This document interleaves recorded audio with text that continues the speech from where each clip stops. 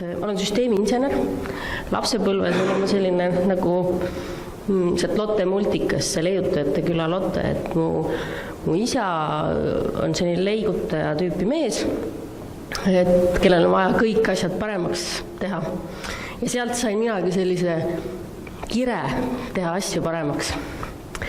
Ja koolis ma õppisin ülikoolis siis automatiseeritud juhtimissüsteeme ja peale see oli vist mingisugune puude lõhkumismasin, mida me seal maal isaga koos seal leiutasime kunagi aastal 2010, kui augustitorm võttis meil kogu metsa maha. Ja kui ma selle automatiseeritud juhtimissüsteemi eriala lõpetasin, siis mul vedas. Ma sain teha väga palju erinevaid tööstuse süsteeme, kus me automatiseerisime siis kogu seda tootmist. Üks selline mammutprojekt, mis mulle alati esimesena meelde tuleb, on ühe trükitööstuse automatiseerimine. Ja nad olid ostnud väga ägedad uued liinid. Sinna oli võimalik panna sensoreid peale. Ühesõnaga, ja me tegime siis kogu selle töö ära alates siis sensoritest andmete lugemiseni, laomajandus, müük, ühesõnaga tellida sai otse siis internetist juba oma tellimusi luua ja tootmist siis planeeriti samuti seal ja ka seadmeid jälgiti, kus sai mingi värv otsa ja kõik nii-öelda pärast siis statistika ja kõik käis ka läbi selle süsteemi. Aga no selle süsteemi loomine võttis aega üle aasta. See oli väga nauditav, sest tööstuse inimesed on sellised targad inimesed ja nad teavad, mida nad tahavad. Nii et see töö oli väga huvitav. Ja tuli hea asi, kuna oli tark tellija. Aga see oli paar aga, see võttis nii kaua aega, et selle aja jooksul juba tuli palju muudatusi sisse viia. Ja teine asi oli, et see kasutajamugavus oli ka selline rohkem selline insenerina nägu kasutajamugavus, et see ei olnud nagu päris see, mida võib-olla kõige mugavam oleks kasutada, kuigi kõik graafikud olid värvilised ja kus on mingi tootmisliin nii-öelda punane ja hästi põnev, aga see oli ikkagi inseneri vaade sellele asjale. Ja täna ma tahaksin teile rääkida, et kui Aarne rääkis siin väga ilusti kogu selle backgroundi nagu lahti, siis ma tahaks näidata, et tegelikult ja julgustada, näidata, et see on lihtne ja julgustada teid pigem neid esimesi samme astuma. Et see oleks siis minu nagu eesmärk siis täna. Et kui see trükitööstuse automatiseerimine oli kõik nagu ühes tükis, siis täna oleme me jõudnud ikkagi sellisele arusaamisele, et kõigepealt tuleb selline minimal value product, et teha selline väike, aga juba väärtust lööv toode või ühesõnaga siis muudatus või parendussüsteemi. Ja teine asi on, et kasutajad oleksid keskmes, et need, kes seda süsteemi kasutavad, tootmist planeerivad või operaatorid, et nemad oleksid, nende vajadusi oleks arvestatud. Et nemad saaksid pühenduda oma tööle ja teha oma tööd hästi, mitte süveneda siis sellesse, et kuidas see insener nüüd mõelnud oli, et mida ma siin või tarkvara arenda, et mida ma peaksin siin nüüd tegema. Ja et seda saavutada, siis me nimetame agiilseks meetodiks, see on siis selline paindlik meetod, me proovime oma arendusprotsessi, kas me siis paneme sinna sensoreid või arendusprotsessi teha võimalikult väikesteks juppideks. Tavaliselt me kasutame 2-nädalasi nii-öelda sprinte, jooksus siis sellist spurte või et kus me siis iga sprindi lõpus me anname kliendile juba midagi väärtuslikku. Ehk siis klient näeb, et me oleme edasi liikunud ja kui võimalik, siis ta juba katsetab, proovib ja annab tagasisidet. Ja seega kogu see lahendus saab rohkem olla selle ettevõtte nägu ja nendele kasutajatele ja tellijatele vastuvõetava, huvitava. Et sellisele tõdemusele me oleme jõudnud ProExpertis ja ProExpert ise siis natuke sellest ettevõttest ka. Meie eesmärk ongi kogu seda elu lihtsustada ja kinkida aega inimestele teha neid asju, mis neile nagu pakuvad pinget, kus neil on kirge, et ei peaks tegema seda boring tööd. Ja ProExpertis me oleme juba 23 aastat tegelikult panustanud tööstuse automatiseerimisse ja isegi endale nagu aru saamata, et mida me teeme, on meil väga suur partner Danfoss ja me oleme Danfossi juba seda Industry 4.0 poole juba samme seadnud juba kaua aega tagasi, et paigutades sensoreid nagu õigetesse kohtadesse, kus siis saad jälgida seadmeid, et millal on nende võimalik vajalik hoolduse vajadus või midagi ja muid selliseid sensoreid. Ja näiteks Danfossi driveritesse ja sinna elektroonikasse paigutatud tarkvara võimaldab liftis, kui lift hakkab nagu näiteks kukkuma alla, siis selle kineetilise energia põhjal, mis siis tekib, selle energia põhjal saab näiteks elektroonika otsustada, et nüüd tuleb nagu hädapidevdussüsteem peale panna ja murdosa sekundi vältel peab see toimuma. Nii et sellised põnevad asjad või Monaco siis need suured tunnelid, nende ventilatsiooni automatiseerimine ja neid projekte on päris palju, kuhu me oleme panustanud. Me teeme oma tööd 70% välismaale, eksporti. Aga me tunneme, et me tahame anda ka Eestile midagi tagasi. Ja me arvame, et Eesti võiks olla see Industry 4.0 maa. Sellepärast, et me oleme väiksed, nii nagu kui kunagi me jõudsime ju nagu IT-maaks. Ja just sellepärast, et me olime nagu väiksed, Telko pani mõned mastid ülesse ja juba oli meil iga põõsal internet. Ja see võimaldas siis rohkem meil IT-d siis kasutusele võtta. Ja nüüd ka me oleme väiksed, me oleme mobiilsed, nüüd on ju see see värkvõrk on ju juba ka väljas ja meil on kõik võimalused, et me saaksime sinna jõuda. Ja see on teie nagu sellist kaasabi oleks siin nagu ka vaja, et me saaksime oma tööstuse paremale tasemele. Ka kõik väiksemad tööstused, et ei pea olema mõnes suures tööstuses, kus ma olen käinud, seal juba käivad asjad nii kenasti, et lust vaadata, et ei peagi väga palju midagi juurde andma, aga meil on palju väikestel veel edasi minna. Aga samuti, kui teil on midagi küsida või tahate täpsustada, siis võite kohe midagi sekkuda.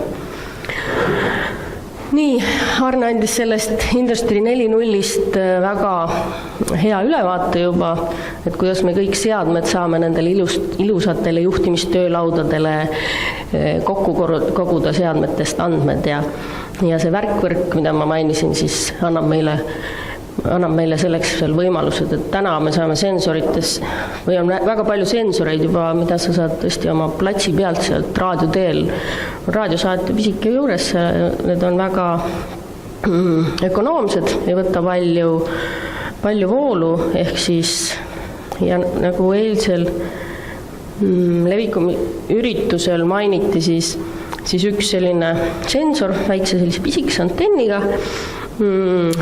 suudab vist 15 kilomeetri kaugusele isegi hajaasustuses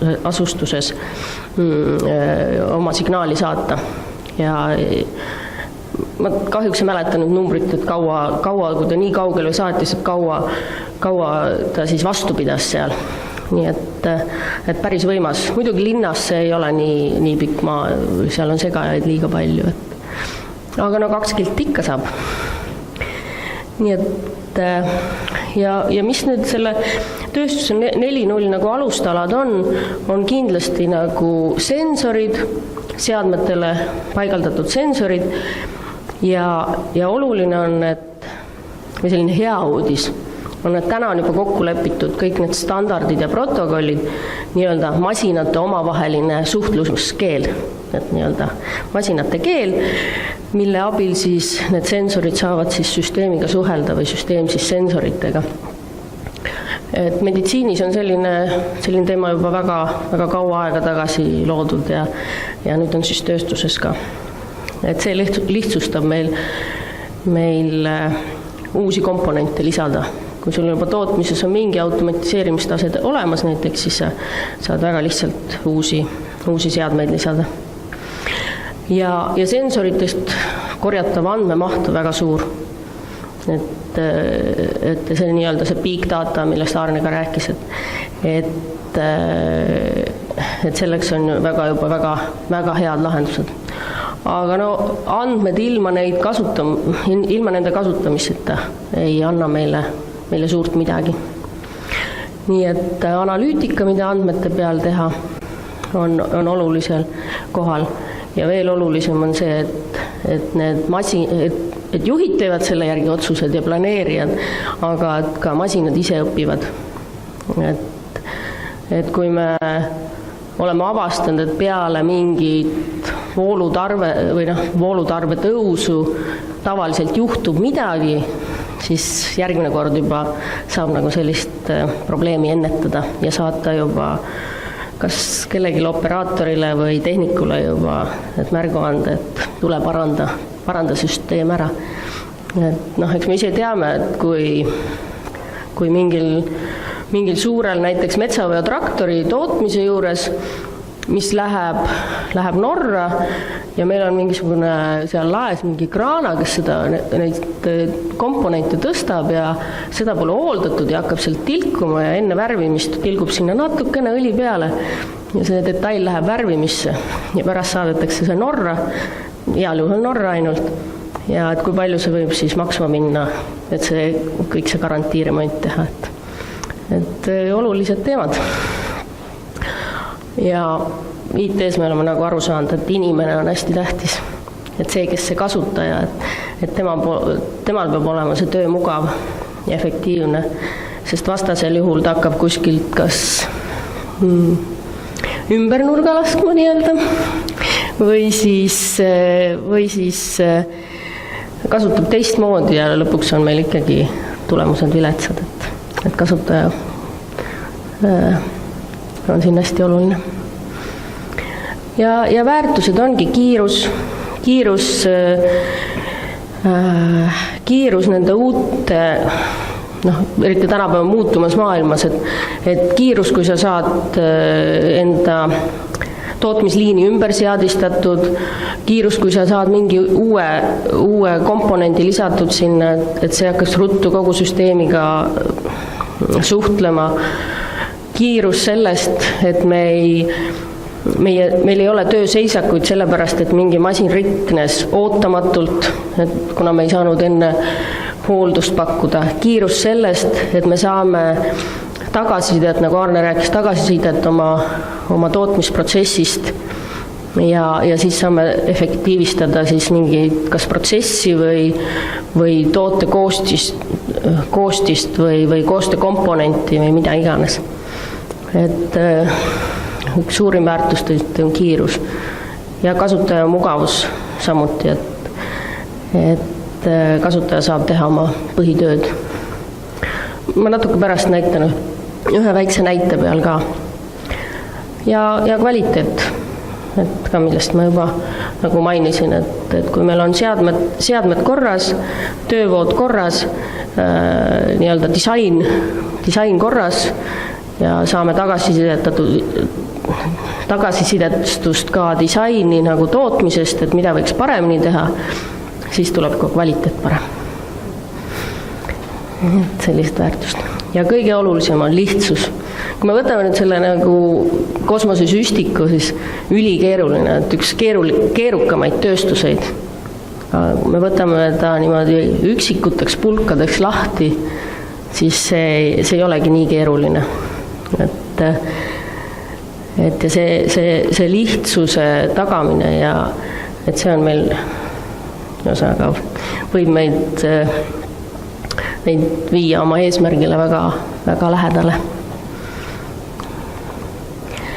Aga ma räägiks siis ühest väiksest, et nagu teie mõtted nagu lihtsana hoida ja ärgitada ka pisikesi muutusi tegema. Siis räägiks ühest hästi lihtsast süsteemist, mida me hellitavalt Yoshiks kutsume.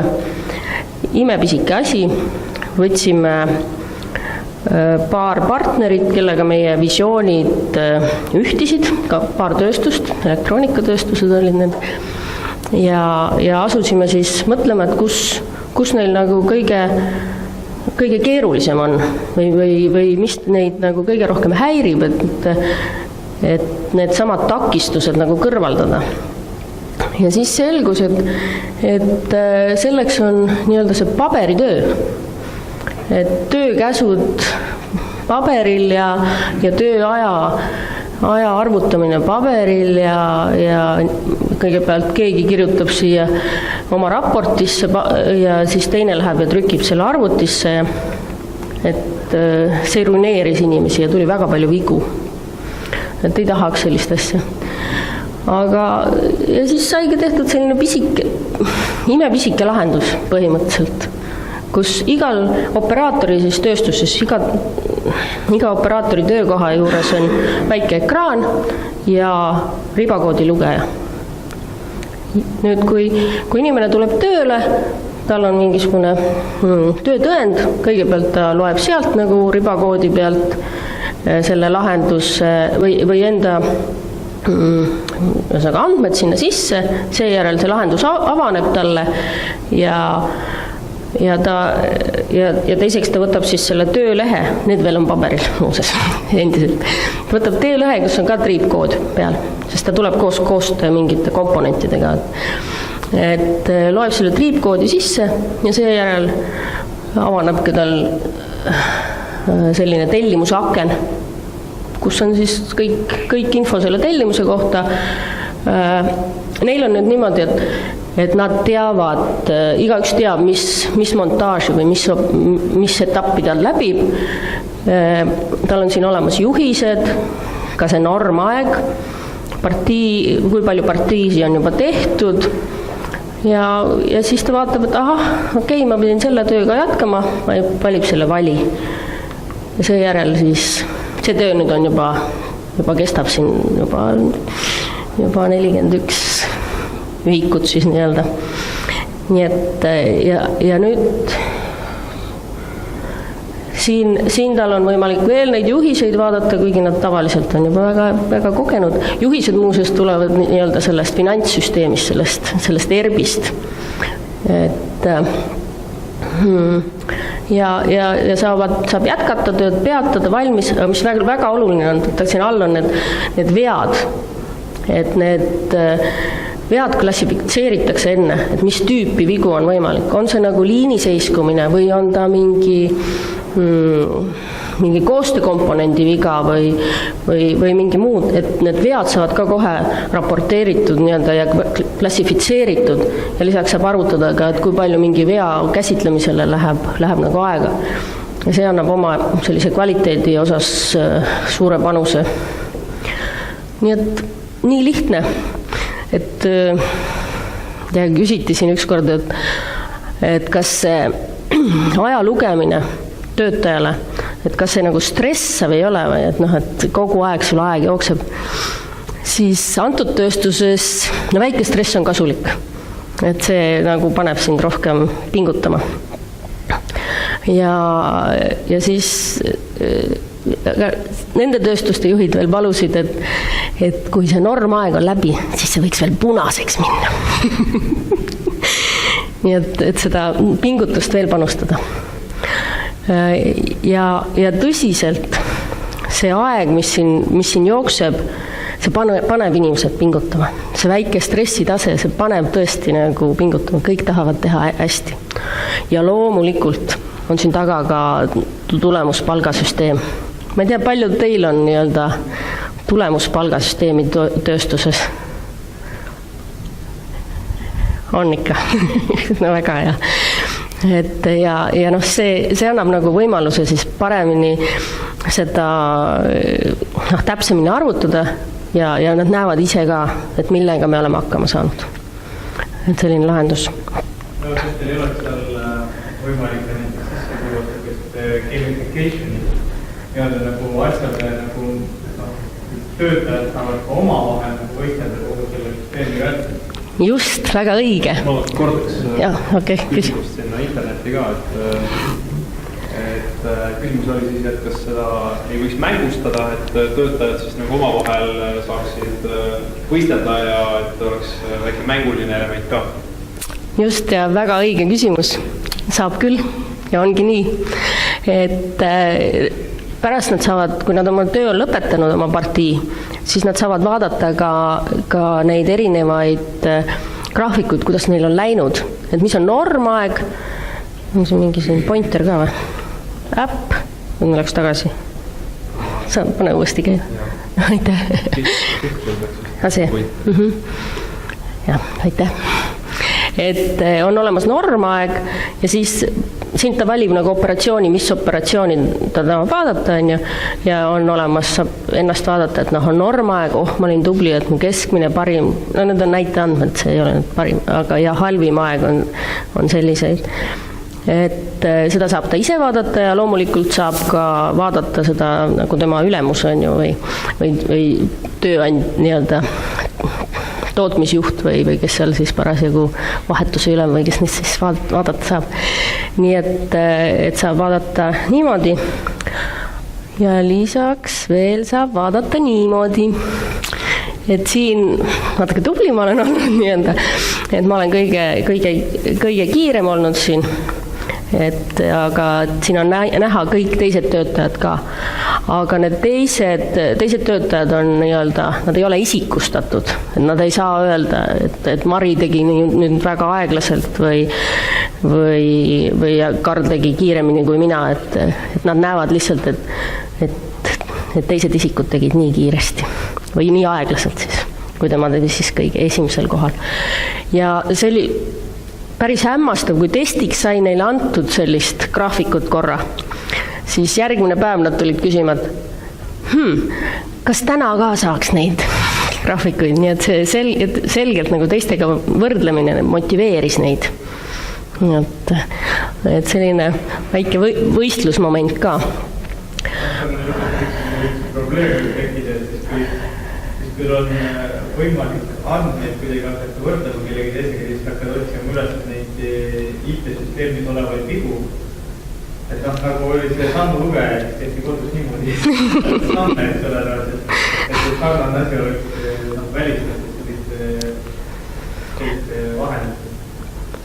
Ja, et siis küsimus saadist või kommentaar oli, et kui mul on võimalik võrrelda, et siis mul tekib kange soov süsteemi nõrku kohti üles leida ja hakata nii-öelda nurki lõikama, et ma oma näitajad saaksin nagu kunstlikult üles. See on nagu väga hea uudis, kui nad juba sellist asja proovivad, et siis saab seda süsteemi parendada ja see, kui töötajatelt tulevad mingid parendusettepanekud, et kuidas mingid, kas või nad proovivad ka siis kogu protsessi paremaks teha või vältida halvemaks olevat asju, et tegelikult sa saad sealt nagu tagasisidet.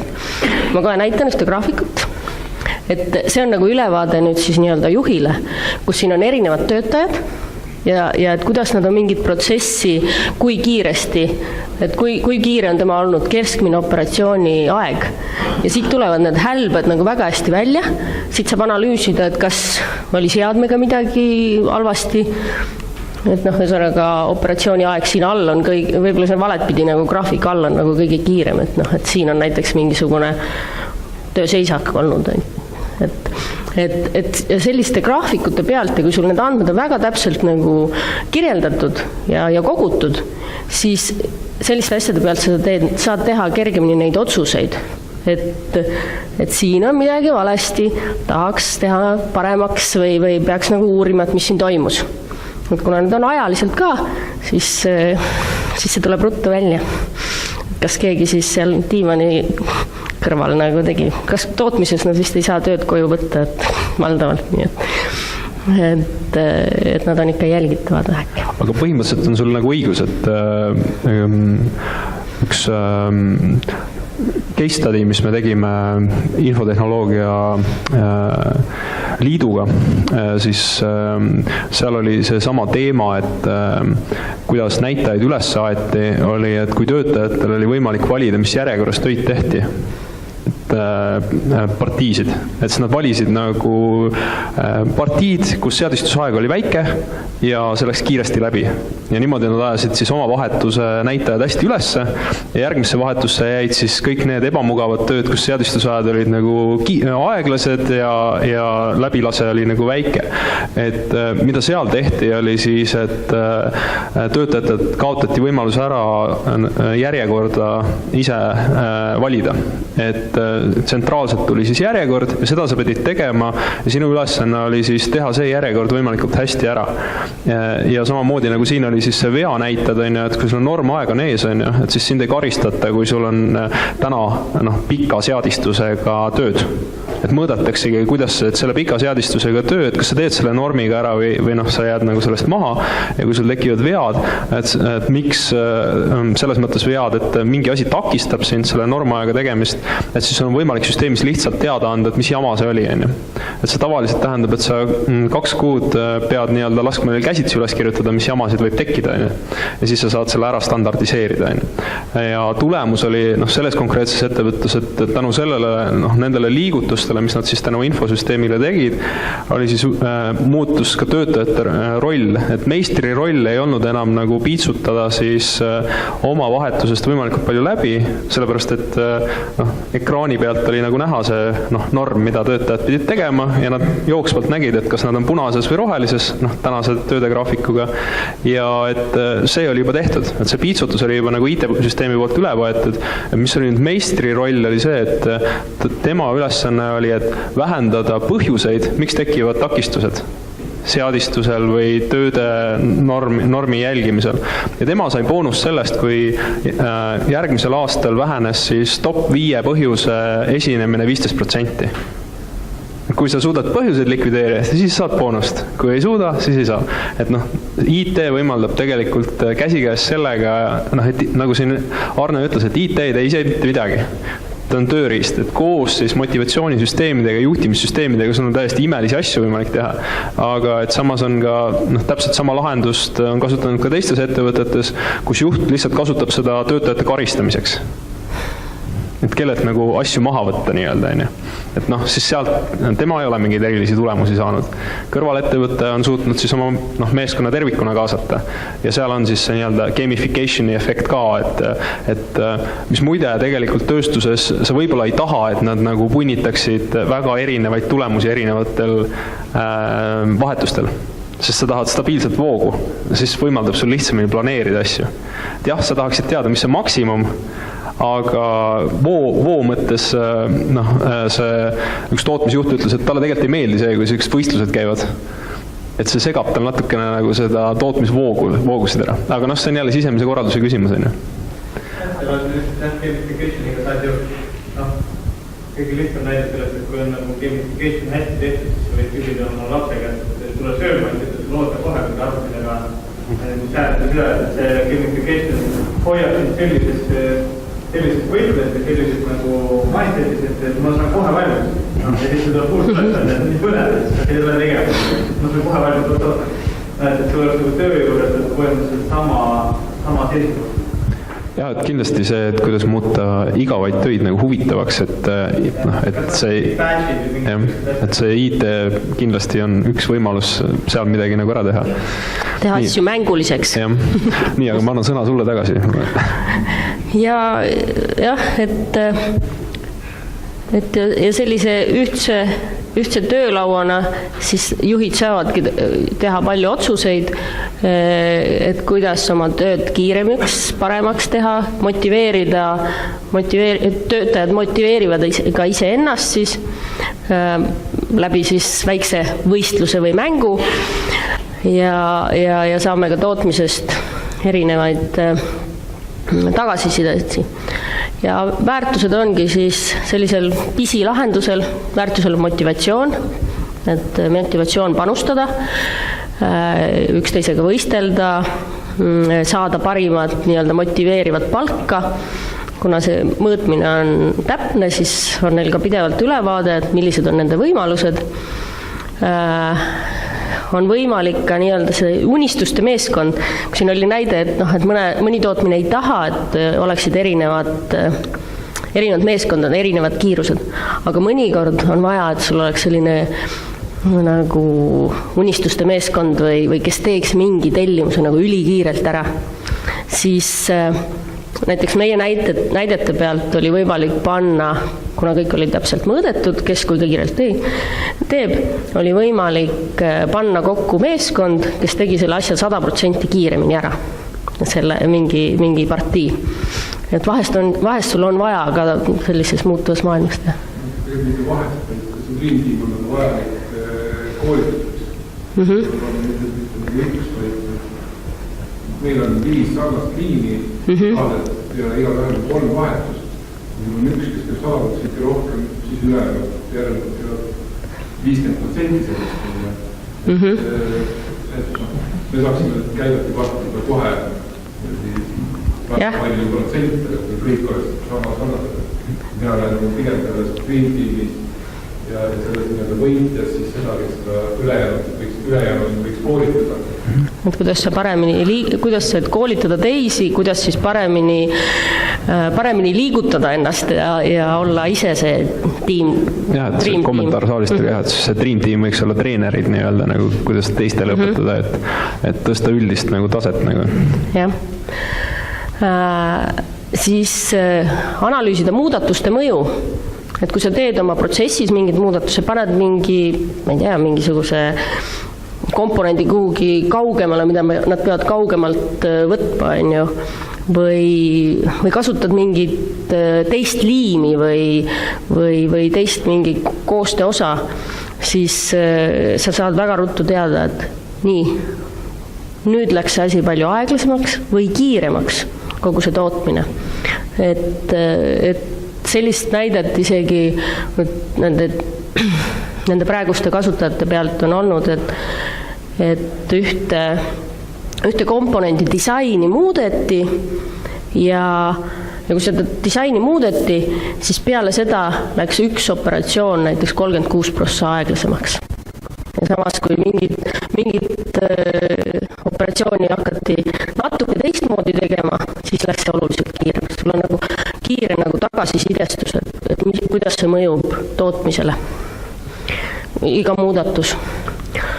Ja see, mis siin enne saaliski välja tuli, oli, et inimesed on nutikad ja nad leiavad võimalusi slikerdada, aga samas nad leiavad ka võimalusi, kui nad mõõdavad täpselt, leiavad võimalusi, kuidas mingid asja paremaks teha.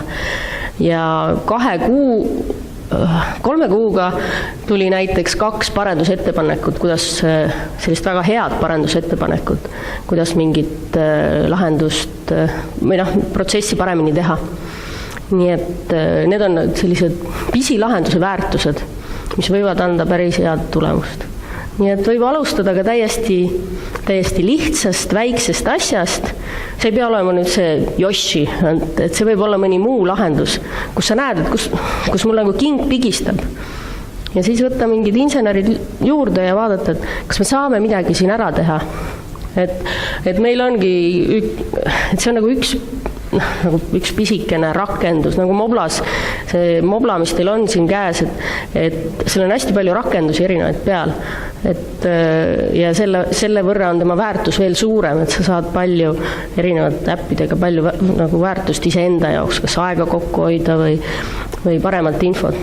Siis meie see SimFactory koosnebki erinevatest vidinatest, värkidest ja tänu sellele siis ja iga tööstus saab ise valida, et mida meil siis vaja on. Lisaks sellised dashboardid ja mõõdikud ja mida siis parasjagu vajatakse. Ja siia võid võid panna nagu oma tehase mingisuguse vidina, et mida siis sinul on vaja. Et selline kontseptsioon on meil, et võimalikult lihtsaste tükkidena arendada siis tööstust edasi.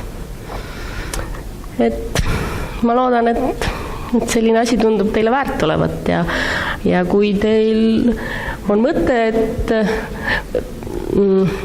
meie arvamus on, et koostöös me saame teha paremaid asju, et tegelikult, et me ei konkureeri nagu niivõrd omavahel, kui konkureerime tänases päevas kogu maailmaga.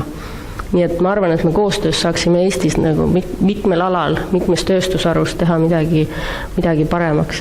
Ma kahjuks puidutööstusest väga palju ei tea, mul ei ole kogemust, aga ma ei ole tööstust, millest me ei ole ennast läbi närinud, seega ma nagu julgustan küll nagu oma pisikesi esimesi samme tegema ja liituma selle võrgustikuga siis, et kes siis tahavad midagi paremaks teha. Aga ma tänan teid siin. Ma tahtsin öelda, et väga äge keskus on teil ka siin, et kui ma vaatan juba raamaturiiulit, siis see on päris head raamatud. Aitäh!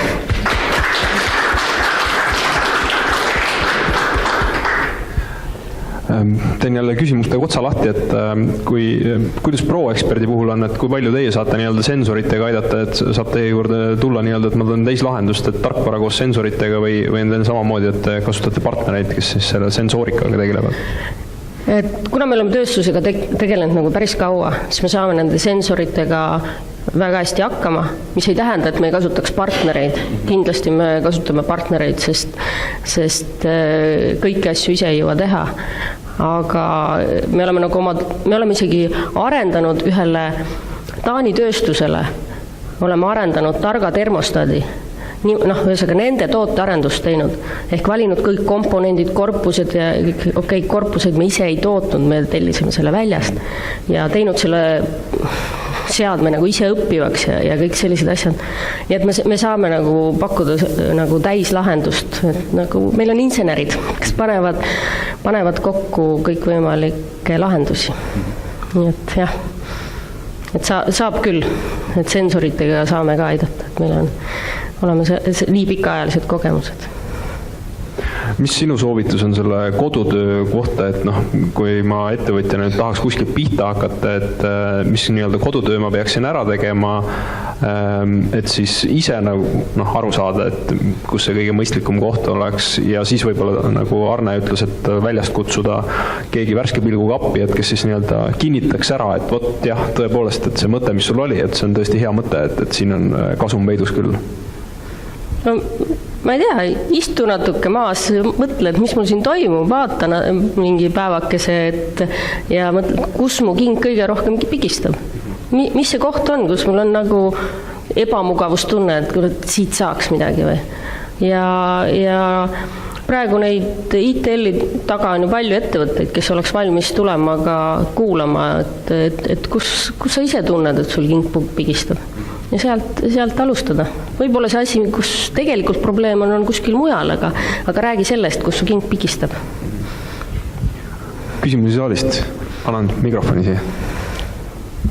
Tere, mina Reio Rohumägi ja küll Lehtmetalli töötlusettevõttest, aga mul on selline küsimus, et me oleme ITL-iga projekti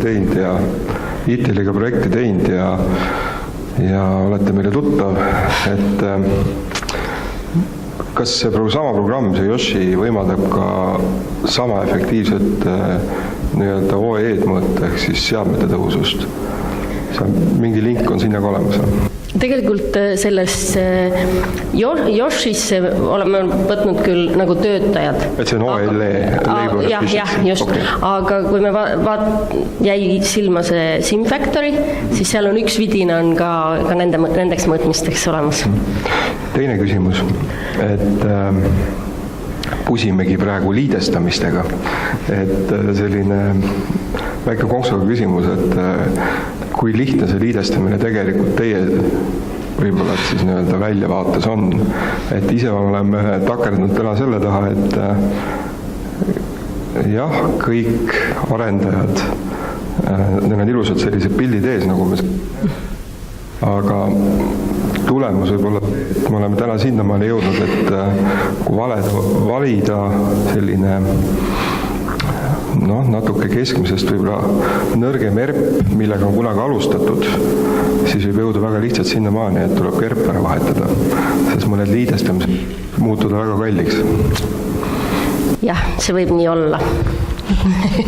Et see võib tõesti niimoodi olla, aga kõik sõltub natuke liidestamise tasemest. Et sa pead tegema oma kompromissid ja otsustama, et kas on õige ERP välja vahetada või sa jätad liidestuse natuke lihtsamale tasemele. Mõnikord tasub sinna nii-öelda see tädiliides vahele ehitada, ehk keegi aitabki vahepeal nii-öelda lükkab takka või teeb mingi protsessi käsitsi. See on nagu juba finantsotsus, et mis on õige sellel hetkel. Jah, vahest juhtub, väga õige küsimus. Aga tarkvarafirmana sa oled ka nagu nõus seda nõu andma ka, et pange tädi vahele, et see on teile nagu järgmised 3 aastat mõistlikum otsus, kui et hakata tervet ERP-i välja vahetama, mis on igavene suur peavalu ja vaev. No, ma olen teinud nii palju süsteeme, et ma raudselt nii mõneski kohas ütlen, et pane tädiliides vahele. Kindlustussüsteemi juures näiteks oli mingi kohutavalt hea müügimees, tõesti super müügimees, aga ta ei suutnud oma asju arvutisse lüüa. Siis tehku tema seda, kus tema on hea ja paneme sinna selle tädiliidese vahele. Et pole midagi teha. Et jah, olen küll nõus ütlema. Kas on veel saalist küsimusi? Kui ei ole, siis aitäh! Aitäh teile!